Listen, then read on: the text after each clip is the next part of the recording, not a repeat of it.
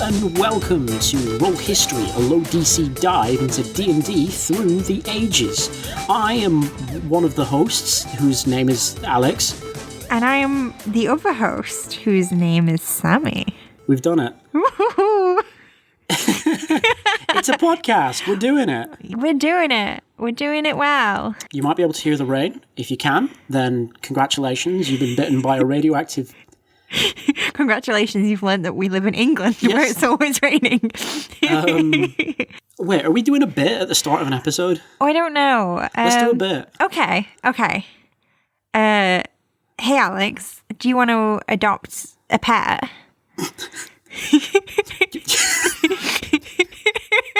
Yes, I do. Okay, yes, of well, course. what kind of pet would you like? One? What are my options, Sam? Okay, well, please tell me. You can always get like a cat or a dog. Okay. Or you could get a big nasty cat Right. with extra limbs and tentacles that you can't hit. Oh, because damn, it's not that really sounds there. Really good. Oh, here he Does is that sound now. really good? Here he is now, and he's my best friend. I'm gonna stroke him on the head. What? I missed him.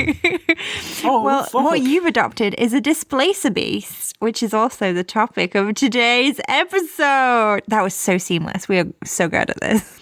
I'm proud of us. I'm proud of us too. I'm proud of your relationship with your new friend. Yeah, I'm gonna. Do you name have him, a? I'm gonna name him. I'm gonna do the intro to the actual topic, and I'll think. of it. Okay, so the Displacer beast, as I just said, is a big nasty cat that no one can hit because it's not really there. Here's the 5th edition blurb about it. So I'm actually going to be reading from my notes, so this will probably sound a bit weird in comparison to me just talking. Fromgel. This monstrous predator takes its name from its ability to displace light so that it appears to be several Wait. feet away from its actual location. Wait, no, What? Sammy. What? It takes its name from the word fromgel, Oh, right. which is what I've named it. A Displacer beast resembles a sleek great cat covered in blue-black fur. However, its otherworldly origins are clear in its 6 legs and the 2 tentacles sprouting from its shoulders. Yeah, because no animals in actual human nature have tentacles. And Both 6 ending legs. in pads tipped with spiky protrusions. That's So it's a not sea just that urchin. there's tentacles, there's spiky protrusions. There's a sea urchin mixed with a squid mixed with a crab. Oh, wait, That's normal. here's the edgy part. A Displacer beast's eyes glow with an awful malevolence that persists even in death. That's, again, like a lot of creatures have glowing eyes and things. Yeah, I but feel. even in death, the malevolence, you can feel it from it. Ooh. This seems like- If you've played D&D, you've probably come across a Displacer beast. They're pretty... They're kind of like a... They're pretty iconic. They're sort of... I consider them on a similar kind of level to, like, Beholders. They're the kind of monster that is... The kind that you'd think, this is quite iconic for Dungeons & Dragons, but it's not anything as huge as, say, a dragon or a beholder or an illithid. And Or a thus Trask. is perfect for, like, a relatively new episode of a new podcast about doing history and things. It's like it slots in perfectly to that. Do you want to know when the Displaced Beast first appeared? It was, like, about 5 minutes ago, wasn't it? Like So it first appeared in Greyhawk, but not a D&D Greyhawk.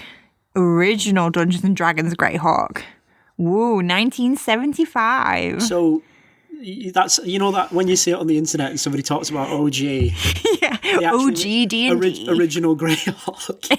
Yeah. That's what that means. So it's based off a monster called, I might be saying this completely wrong because it's a made-up word, so I don't know how to say it. A Coeurl by Coeurl. Coeurl. That's how I'm saying it. That's how I'm going to say it. That's how you get to the Church of England's website by going to the COE URL. So yeah, the Coeurl was created by a science fiction writer, Whirl? A.E. Van Vogt, V-O-G-T. Was he Klingon? That's insensitive, but also Vogt does sound like a... Oh, you're going to like this. The Quirrell first appeared in a short story in 1939 called Black Destroyer. Black Destroyer. Yeah, and it features later in a more well-known work, The Space Beagle, in 1950.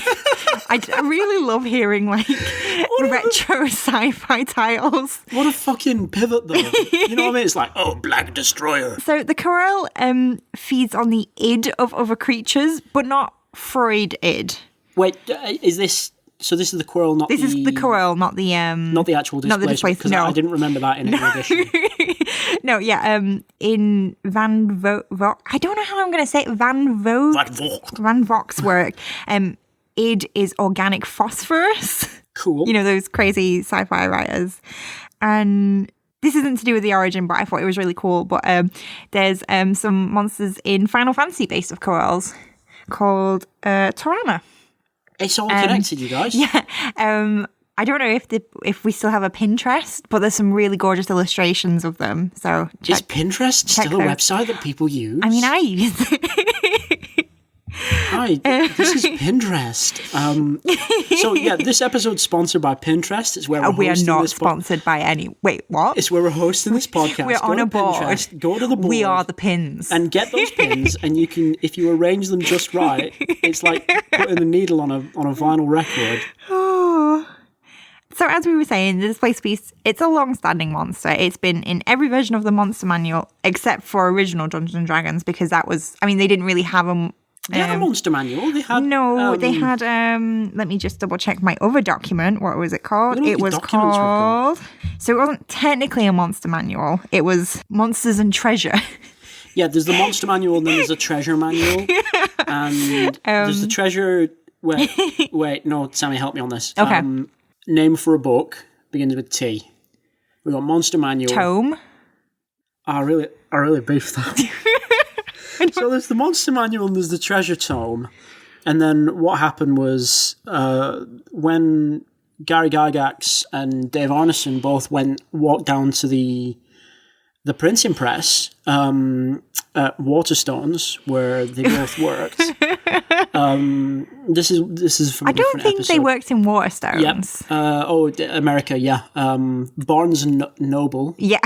There we go. They were going down to photocopy it, and they walked into each other. Oh. And all the documents got mixed up. And it's like a meet cute. It was like a meet cute, but for RPGs. and then it turned out that Gary Gygax was all that. Oh my god! And that's he's all from, like in the film She's All That. I don't think I've seen that. I don't actually know if it's the film with a meet cute in it. We should do our research before we do this. Hey, welcome to She's All History. A low DC dive into She's All That, the movie She's All That. I'm gonna look up some She's All That facts. Okay, well, the Displacer Beast, every version of the Monster Manual, apart from original D&D, can vary slightly in colour. It can be like deep navy or dark purple or black. So lots of variation. Goth. It's a goth cat. So it's one of the few monsters to have threatening reach because of tentacles. You know, those tentacles it has on its back with the like spiky protrusion. Like a normal creature. It has 6 legs, which in earlier editions actually gave it movement penalties. Which is just like, I love it when like people like handicap themselves. It's just jeez, I've got too many legs. I'd love to chase you down and hit you with my tentacles. Faster if it ran on 4 legs. So I can just, all I imagine is that it just sort of tucks the middle pair up. It's a transformer. It's not a So in She's All That. Okay. High school hotshot Zach Seiler, played by Freddie Prinze Jr., is the envy of his peers, but his popularity declined sharply when his cheerleader girlfriend, Taylor, played by Jodie Lynn O'Keefe, leaves him for a 6-legged cat monster with tentacles, and it's played by Matthew Lillard. Oh, all right. Okay.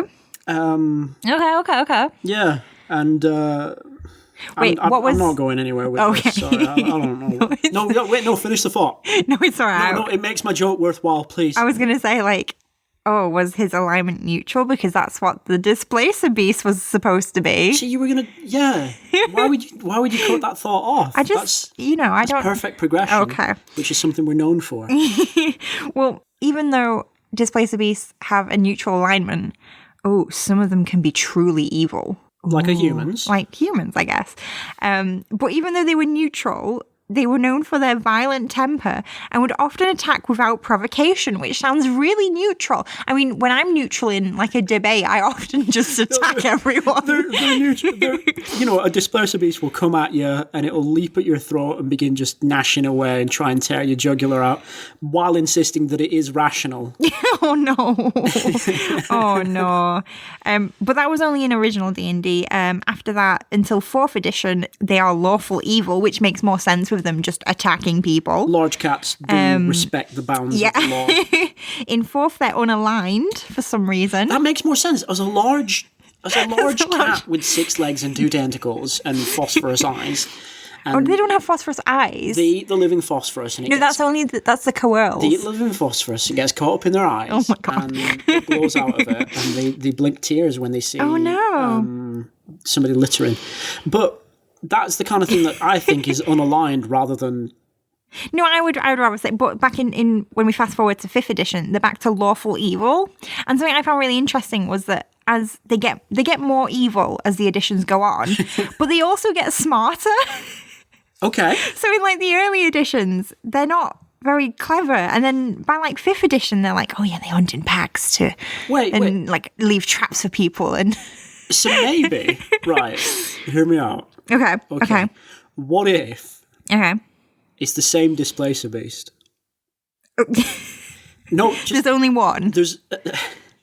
It's the same Displacer Beast in every edition. Okay. And he's been going to night school. And he's going to get his...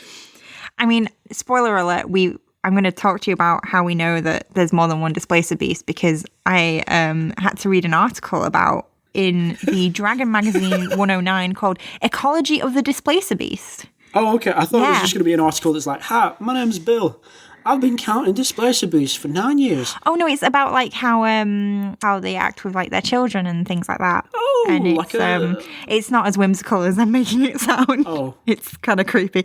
Anyway, so the main thing about Displacer Beasts, and one of the things that confuses a lot of people because it changes like every edition and is also very confusing just in general, is the displacement part. That's kind of their thing. So like one thing when I was researching this, someone thought that the displacement meant that your first attack missed. So every time you'd attack, well, like in a fight, in an encounter, every first attack against it would miss. So per round? And then just in the encounter. And then afterwards, that's the you'd have a 50% chance of missing afterwards, which doesn't really make any sense and would be literally no fun for players because, like, what would be the point in attacking? I mean, to get it out of the way so you can, but it's like, you'd rather just, like, run away. Yeah, that's how evolution works, you know? They've evolved so that they're less likely to be hunted by your first attack missing. That's how it works with real predators in real life. I read a David Attenborough. Oh, are you David Attenborough? I know. Let me do my impression. Okay, sorry. Here we see the big cat is in, and he's going out with a bang. And then David Attenborough gets a gun and he fires. Please no. So in early editions, displacement is tied to molecular theory of light. What? So yeah, you're in Greyhawk. Yeah. You got a sword. Close my eyes, I'm imagining. Okay, yeah, you're in Greyhawk. Hello. You got a big sword. Okay. You can cast Fireball. I don't know if Fireball's a cast as well. You can actually cast. But just imagine you can cast Fireball. No, you wouldn't have a sword then. You probably have a stick or a dagger. No, I have a sword. It's ceremonial. And then you encounter this Displacer Beast and you're just like, and I can tell that it's hard to hit because of the molecular theory of light. And it shouldn't make me laugh so much, but just the sort of the discrepancy, like with this weird sci-fi idea, and then like, oh, it's the magic world. It's a strange choice. But it's a strange choice, even if it's in a regular setting, because what you're saying is that this large six-legged cat is both a particle and a wave. I know, right? So in the early editions, it's tied to this molecular theory of light, even though it's not an illusion. It's a molecule. But after 4th edition, because their origins change, which I will talk about in a moment, after 4th edition, they're from the Feywild.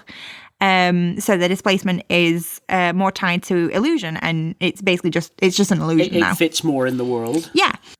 You're making the original molecular theory very funny to me.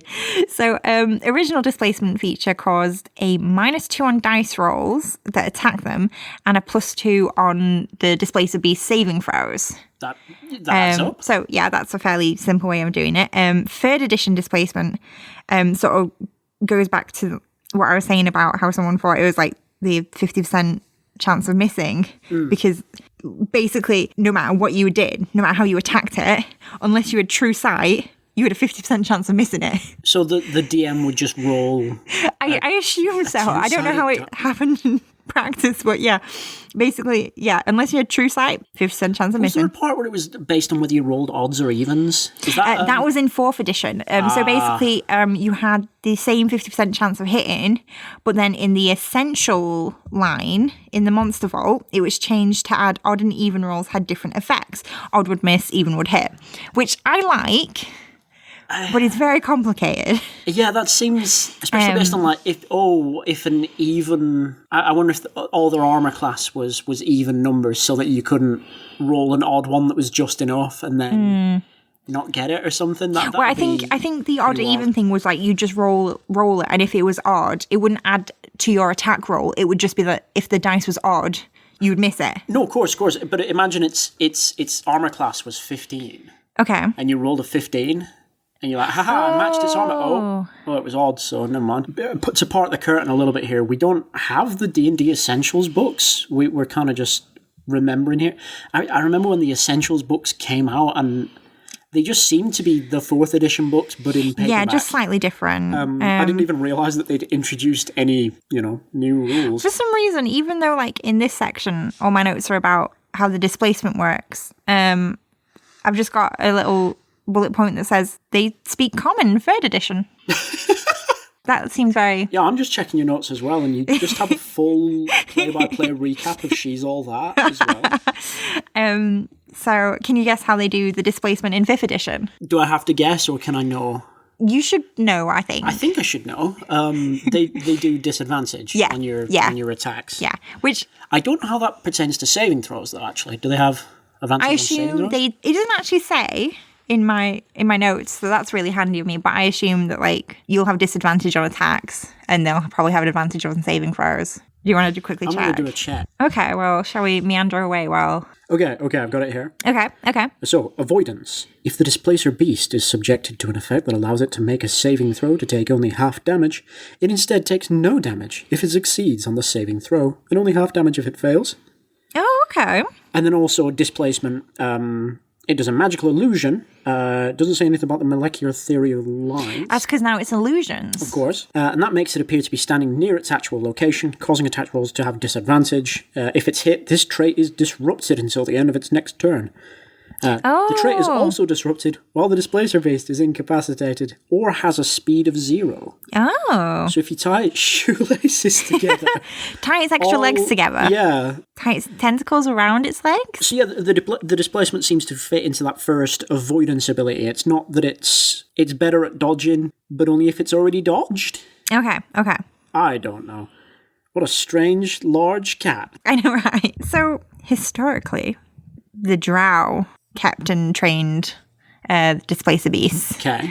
They like use them for like hunting or as pets. That's weird. They don't really seem like Underdark kind of guys. Well, in 4th edition, it changes to Eladrin, so I guess just any evil elves will do. Eladrin/Eladrin, I still don't know how you pronounce that, aren't necessarily. Oh, sorry, I'll go with Eladrin because I like that a lot more. I don't know why I said Eladrin. I mean, it's a made-up word, isn't it? It's hard, isn't it? But yeah, they seem a lot more like, hey, we are the Fae, we live in the Fae courts.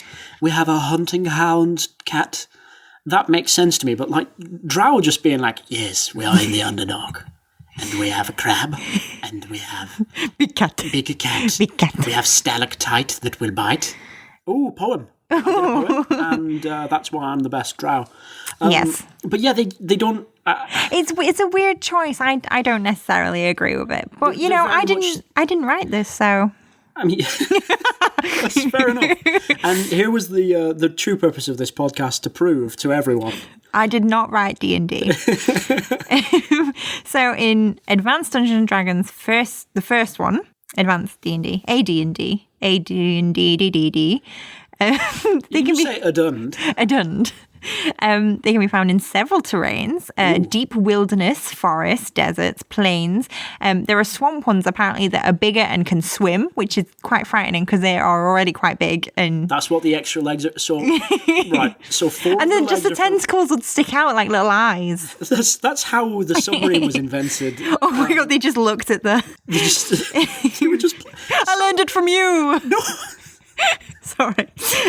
Wait, no, we have to... Right. Okay. This is too much. Okay. I need to go and draw a picture of this. Okay. And he's just... And he's just like... Like, instead of like the sonar noise. Like, there like is a really cute picture of like a kitten one that does make me want to own it. But the ecology or whatever it was. Oh, yeah. Do you want to start on that? We'll do that after we... Well, no, you have to show me this picture of the kitten.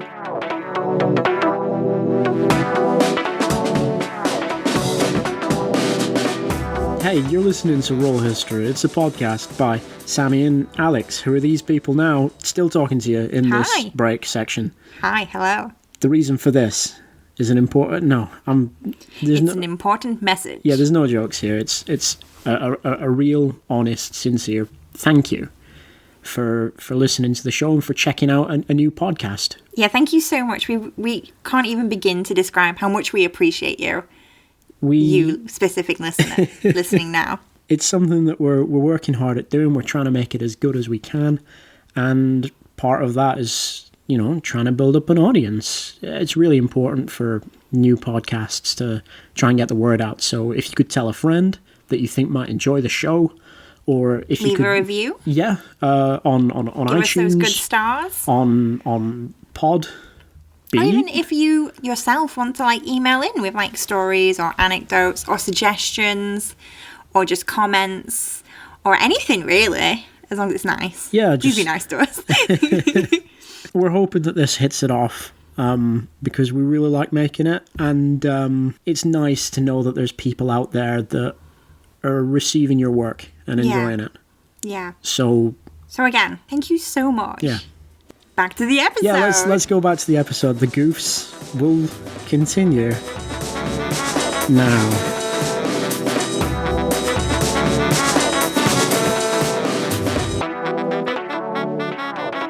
And we are back in the room. We looked at a cute kitten. It was very cute. It had a mouse in its mouth. It did. The mouse only had 4 legs. The kitten had 6 legs and 2 tentacles. Superiority in every way.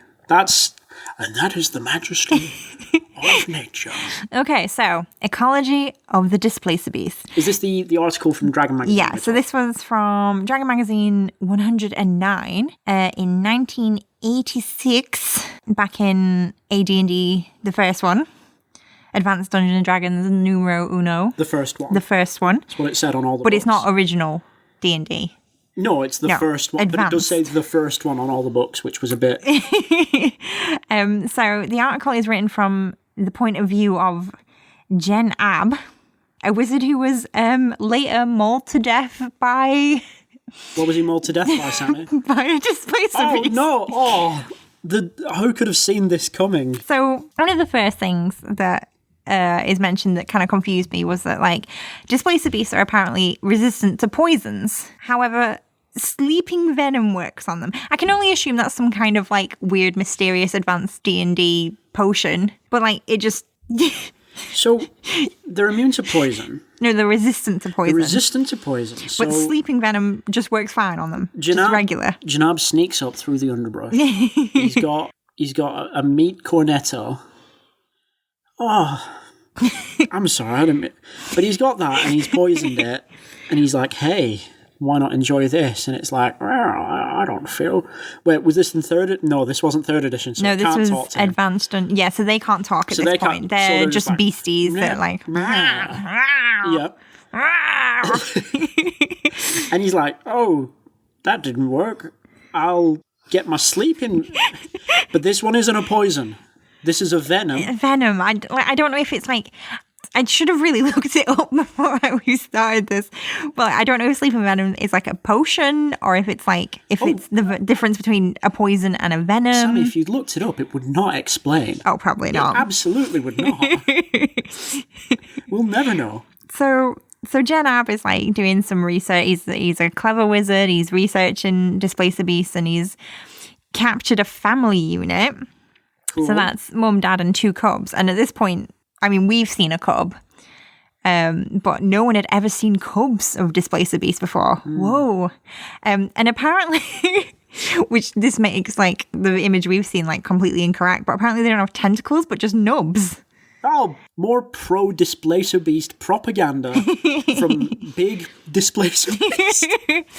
Well, like, and I was like, oh, this is really cute. Like a little cat with 6 legs and little nubs. And it's like, wow. But then it goes on to talk about how cubs have a full set of teeth for eating meat. Cool.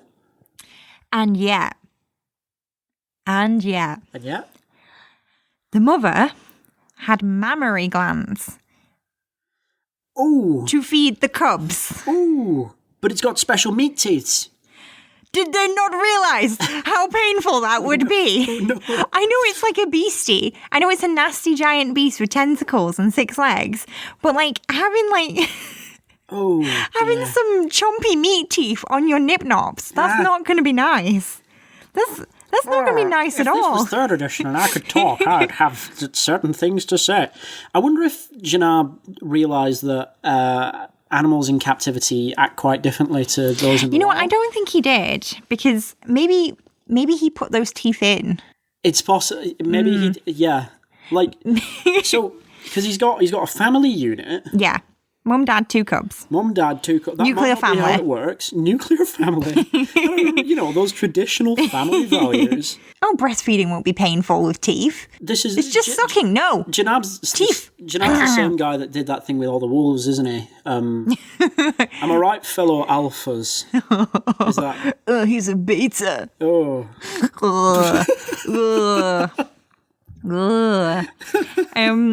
So yeah, that's pretty much all the interesting bits from the article. And I say interesting. Does the article end with him being mauled, or was it an unrelated incident where he was mauled to death by a displacer? There's always like a little like blurb before the actual article, like being like, "Oh, this was written by a real human," and blah blah blah blah blah. This dumbass got killed. Well, no, they mentioned the actual real human that wrote it. Oh, and then it's like, oh, it's so and so wrote this about this wizard guy who got mauled later. Right. I thought you meant like how whenever you read anything written by Steve Irwin, that's in bad taste. Oh, yeah, let's not make Steve like Precious Baby Angel. But not baby, sorry. I'm quoting Large MFM man. then. Adult meat teeth. He had his meat teeth, Sammy. Oh, God. He had his meat teeth. So, yeah, AD&D 2nd edition doesn't really add much to it. It just sort of expands the earlier article. They make creepy comments about the eyes, you know, with that malevolence and blah, blah. And there's some blink dog lore, which I'll probably go into a bit more detail later because that's a whole different section. Are they the ones, the dogs that you can't say, oh, No, what? No, just I thought of a joke. And oh, dear. No, it's fine. Okay. It's fine. Just I'll wait for the blink dog. There's a bit ahead where you're going to talk about blink dogs, right? You're going to talk about their rivalry, right? Yeah. Yeah, let me know when that... Okay. Oh, you guys. You guys just wait for it, all right? Oh, no, don't build it up too much. No, it's the best joke. Yeah, I'll get into the blink dog lore, like, a bit more in detail in a second. But, like, there was a weird comment about... So, like, obviously, blink dogs, displacer beasts, they don't get on. It's all very bad. But then, so there's a bit where the blink dog is chasing down the displacer beast and it tries to bite it, but it's the first attack of the combat, so it automatically misses and it doesn't know where it actually is. And then the blink dog is like, "Where are you?" Oh no.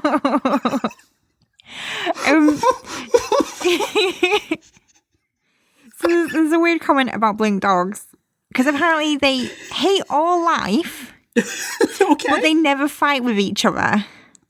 And I was just like, what? Like, I don't know if they're referring to, like, the blink dogs to displacer beasts hate all life and they don't fight with each other, but they fight with blink dogs? Or do blink dogs hate all life, but never fight with other blink dogs? And I'm like, it was very confusing. Look, blink dogs are just hypocrites. So in AD&D 2nd edition, ADDD2, Yep. Advanced Dungeons and Dragons 2, Advanced Dungeons and Dragons .2, Edition 2. Are you okay? Yeah.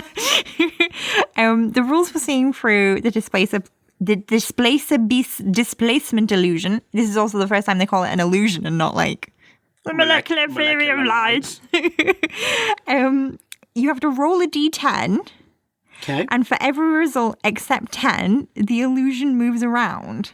What? And you can only see it on a 10, where it truly is. Otherwise, you're just like, oh no, it's over there. This won't be an illusion or anything. Wait, so the illusion's just constantly like... Basically, every time if you actively try and see through it, if you fail... it poofs and there's a log where it was and then it's to your side. I guess. And then on a 10, you see the actual one. Oh, so you got a 1 in 10 chance of... Yeah. Good Lord.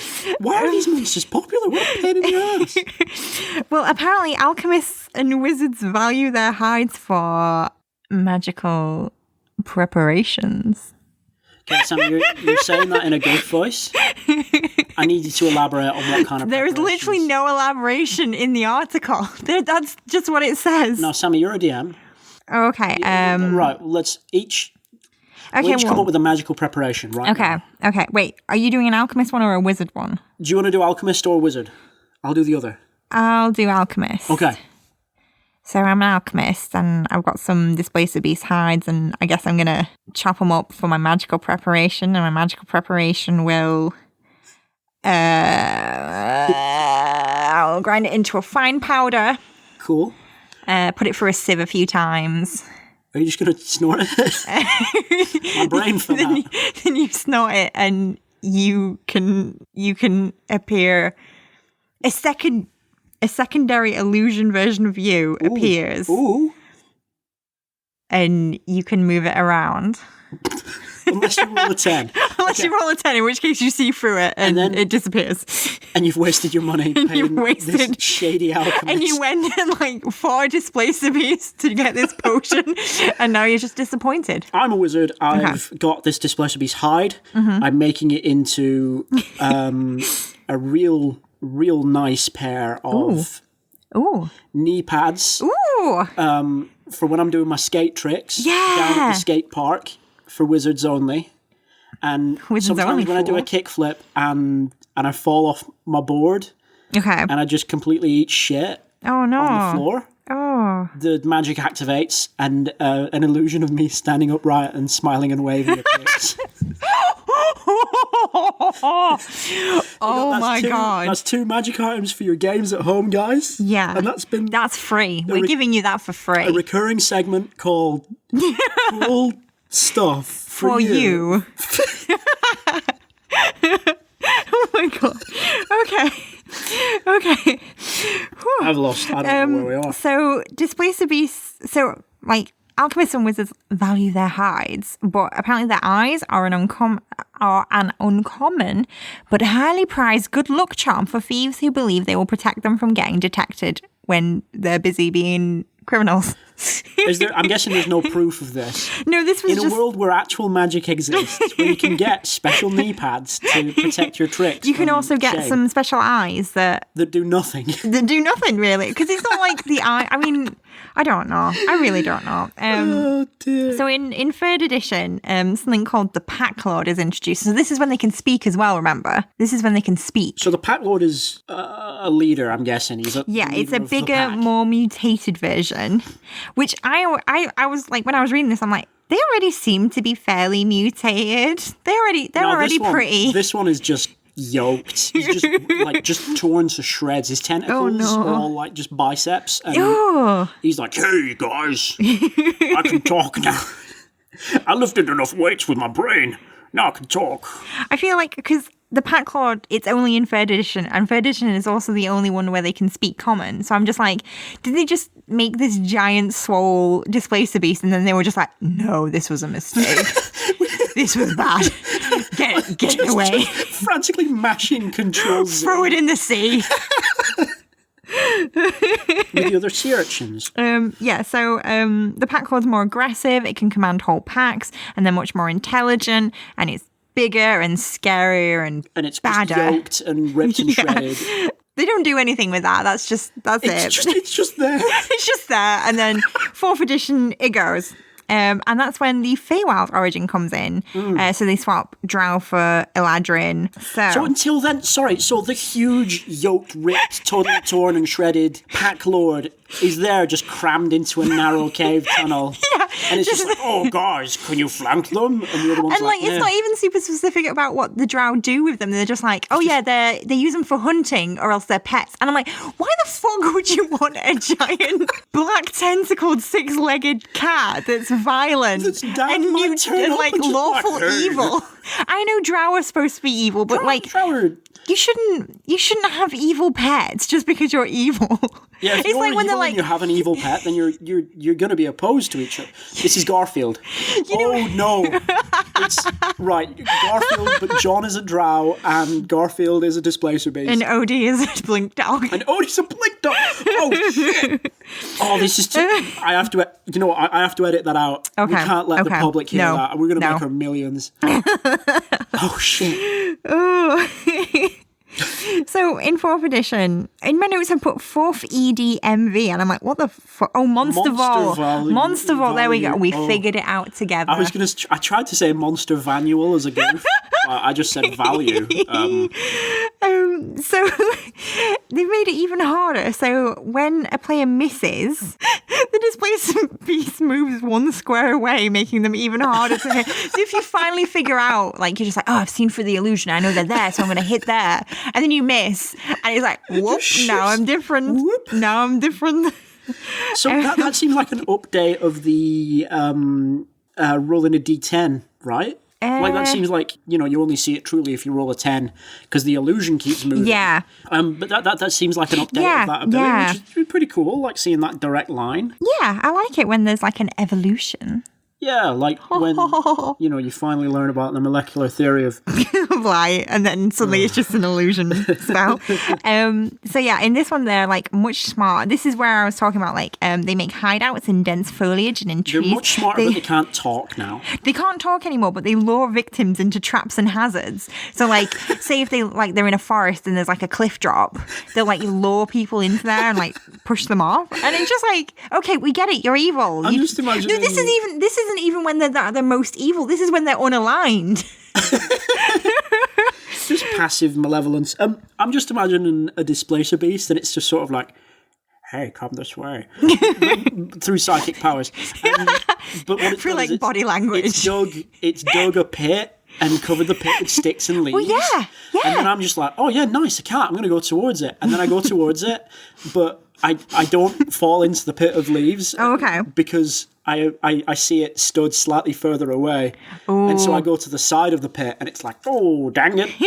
And then the coyote... the blink dog. The blink dog, the roadrunner, Garfield. I've got them mixed up. Sorry. No, it's okay. So, so the Monster Vault talks about how the Displacer beast, if it recognizes that a relationship is beneficial or if they've been saved by this person, that they can be loyal. Although they end it immediately if they can tell that the relationship is no longer beneficial. So it just cuts toxic people out of his life constantly. That's absolutely a role fantastic. Model. But also, if you feel like you've been saved by the other person, it's very, very loyal. And that's kind of how a toxic relationship can really form. Oh, so yeah. There's 2 lessons in it there. Okay. I think. Don't make friends with Displacer beasts. Okay, that was just the one lesson. I just, if I'm going to make a friend with any animal, I don't think it's going to be... Oh, I suppose, no, they're unaligned in 4th edition, so maybe they could be good. No, I haven't. So, 5th edition expands on the new Feywild origin. So, the Eladrin trained them to hunt unicorns and pegasi. Cool. After they've been captured by the Unseelie Court. The Eladrin are like, hey, we want to capture some unicorns and pegasi. Let's go to the Twilight Zone, which I can only assume is something somewhere like the Badlands or something. I don't know. Well, imagine, Sammy, that you're driving through the fog. Yeah. And you see the road turn. Uh-huh. And beyond the road is a door. And through that door... So yeah, the Unseelie are like, hey, yeah, let's get this giant evil cat and get it to...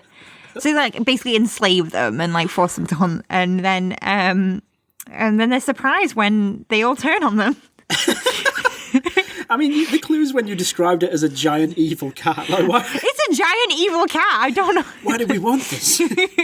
And then the Seelie Court is like, hey, the Unseelie guys have just let like a bunch of evil cats into our realm. So they get all their blink dog friends and go and hunt them. And that's why they don't like each other. Oh. The Displacer beasts and blink dogs, because somebody else told them not to. Basically, the Displacer beasts are like, oh, we've been like forced from our home and forced to fight and blah, and now we've escaped and we're free, and now these stupid dogs are just attacking us and we hate them. And the blink dogs are like, ruff. That's my... That was a one-act play. Yeah. 5th edition makes them, like, extra evil, because in the 5th edition, not only do they will kill for fun... I mean, yeah. But also they'll play with their food. Those both describe me. I mean, that's just like a cat, really, isn't That's it? just describing me. That's not describing I play you. with my food. I make a mashed potato for. I make a little tent out of mashed Okay, but potato. you kill for fun. I make a little tent out of mashed potato because I couldn't get into clown college. Yeah, but you kill for fun. I also kill for fun because I was kicked out of clown college. Jokers. Wait, are you... Oh, no. Oh, that's gonna age our podcast. No! My iPad turned off because of you. So yeah, let's talk about blink dogs. So the reason why they're enemies changes every edition. There's lots of theories. There's no reason in original Dungeons and Dragons they just hate each other. There's no given reason. It's just one of them, a dog is the opposite of cat. Yeah, I think that's what they were going with, and they were just like, no, we've got to make some extra rules about, like... It's first edition D&D. No, it's original D&D. It's original D&D. Everyone's a man. Sorry, it's been exhausting researching stuff and having to look at the damn pictures. Oh, yeah. The first... I mean, obviously, in original Dungeons and Dragons, in the Greyhawk supplement, there is no picture of the Displacer beast, so you're just left with, like, this little bit of text being like, oh yeah, 6-legged black giant cat with tentacles, which I'm sure led to some very interesting fan art. I feel like there's not much you could... I suppose it's where does the tentacles come from? Well, exactly. But then in advanced D&D, you see the first picture of them, and if you compare it to like the later version, it's very funny to me. We should put it's very funny. On the social media. Oh, the Instagram. On the Instagram. The Instagram. Wait, no. This episode is sponsored by Pinterest. No. And brought to you by... Pinterest. Pinterest, yeah, I forgot. There's a reason in original Dungeons and Dragons. Some people say they hate each other because they're opposite alignments. And some people say that it's because their teleportation / displacement doesn't work on each other and can actually interfere with their brains. So so basically like a Displacer's Beast illusion, because we're in AD&D. I think that's when they started doing the illusion. Oh, no, I think that might be... oh, God, no, is it still molecular? Okay, well... It doesn't matter. It doesn't matter. Never mattered. It matters to me. So the blink dogs can see through their illusion or displacement, and Displacer Beast can tell where the blink dog's going to teleport to. Okay. And there were some theories in universe that maybe like it would make it harder for the blink dog to teleport. It'd make it more difficult for the Displacer Beast to displace. Oh yeah, this is from that later article when Janab had when he got mauled. A large bucket of blink dogs, and he just tipped them into the... And then like the only other real reason is that in 4th and 5th they hunted each other. So I mean, yeah, that's just... Yeah. There's some bad blood in the past. As like a nice little thing, if you're wearing a displacement cloak, which is like a cloak made from Displacer Beast hides, but not like my knee pads, yeah. But like official and not just like from a random article where they're just trying to think of things to say. And blink dogs will attack you if you're wearing that. That's a tall cat. That was my impression. I assume that's what thoughts go through their brains. I like these big cats. I quite like them too. I wouldn't like to fight one, I don't think, because I'm not very good at combat. The last time I tried to run Displacer beasts in a game, the whole combat was avoided because the thing is, turns out, here's another secret weakness. DM secret time. Yeah, the Displacer beast has. Its displacement doesn't work if you give it sausages from your pack of rations. Oh my god, yeah, I remember this. Yeah. I'd totally forgotten. You give it the sausages and it'll just sort of leave you alone. It'll enjoy that sausage. I mean, if these ones are like the unaligned ones, then what? If you're just going to give them food, there's no point in attacking people. These, like, the unaligned ones don't like killing for fun. Even though they have the pack lord, which is more aggressive and nasty. You guys. So maybe their pack lord was on holiday. And they're just sort of like, well, we don't really know what to do, but here's some free food. So, fuck it, let's roll around and do some purring. Isn't that what we all want? Yeah, I've never had a character interact with a Displacer beast of my own volition. Obviously, you've only had them thrust upon you. They've only been thrust upon me. I've never put them in a game. But my my Eladrin Warlock did have a blink dog puppy. Oh, damn. Yeah. If she, the cutest fucking shit. If she'd ever got a displacement cloak, ooh, the dog would just be like, no. It'd just be like, constantly. And that would be cute as shit. That would be well, cute. Actually. That'd be amazing. Oh, damn. I think Displacer beasts are really cool. It's nice. They're a unique monster with some sort of touchstones. I kind of wish they still had the handicap on their movement. I just think that's such a nice little, like, oh yeah, there's this like crazy creature that has like an extra pair of limbs that actually gets in the way. They're very poorly evolved. Yeah. And I feel like that happens a lot in nature where like animals evolve into something and then it's like, oh wait, this isn't actually useful. Wait, go back. Go back. No. Why did I evolve this? What's wrong with me?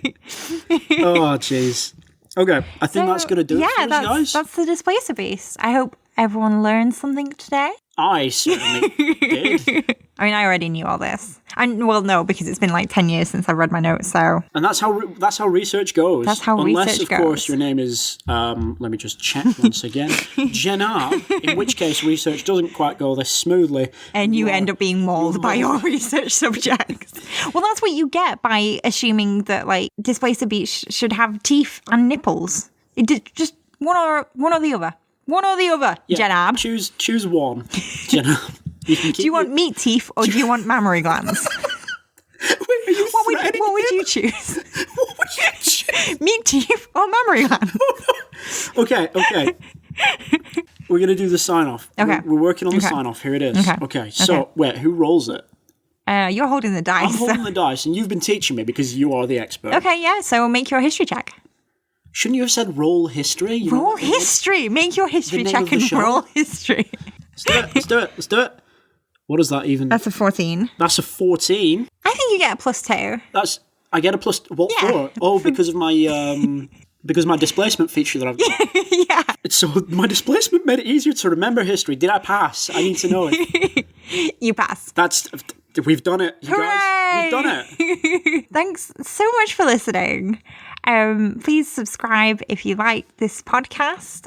Follow us on Twitter, on Instagram, I guess on Pinterest, now that we've talked about it for 10 years. Oh, I deeply regret it. Yeah, thank you very much. Yeah, I'd like to thank... If you have any comments, any stories about Displacer beasts in your campaign or your general life... Hell yes. If you're Gen Ab, please reach out to us. I don't have anything to say to you, sir. Please tell us your story. Please. We should have ended. We should have ended on... Oh, jeez. Anyway, you got a 16 on your history. Do you feel like you know... Do you feel like you're remembering... That's up to you. You're the DM. Well, I think you passed. You're the podcast DM. Let's put it in a scenario, okay? So you're rolling history about Displacer Beast because you've just come to like this like dark drow temple, and there's like these like murals of like Displacer Beast like just mauling things, and you're like, oh, should I be worried? And I'm like, oh, you roll history and you got a 16, so I tell you, you should be very worried. There's a Displacer Beast behind you. Or is it? The perfect ending.